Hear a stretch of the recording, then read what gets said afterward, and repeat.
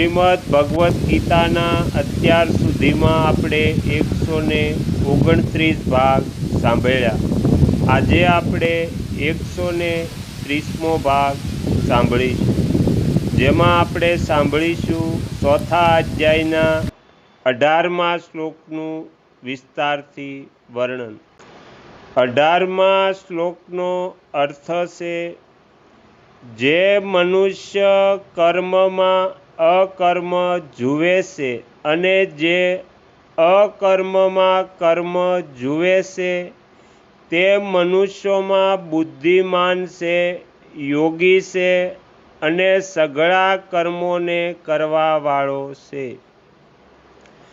કર્મમાં અકર્મ જોવાનું તાત્પર્ય છે કર્મ કરતા હોયને અથવા ન કરતા હોયને તેનાથી નિર્લિપ્ત રહેવું, અર્થાત પોતાને માટે કોઈ પણ પ્રવૃત્તિ કે નિવૃત્તિ ન કરવી।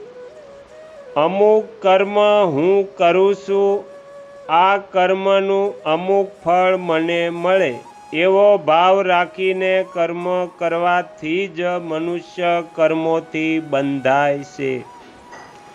પ્રત્યેક કર્મનો આરંભ અને અંત હોય છે, એટલા માટે તેનું ફળ પણ આરંભ અને અંત થવાવાળું હોય છે। પરંતુ જીવ પોતે નિત્ય નિરંતર રહે છે। આ રીતે જોકે જીવ પોતે પરિવર્તનશીલ કર્મ અને તેના ફળથી સર્વથા સંબંધ રહિત છે, છતાં પણ તે ફળની ઈચ્છાના કારણે તેમનાથી બંધાઈ જાય છે।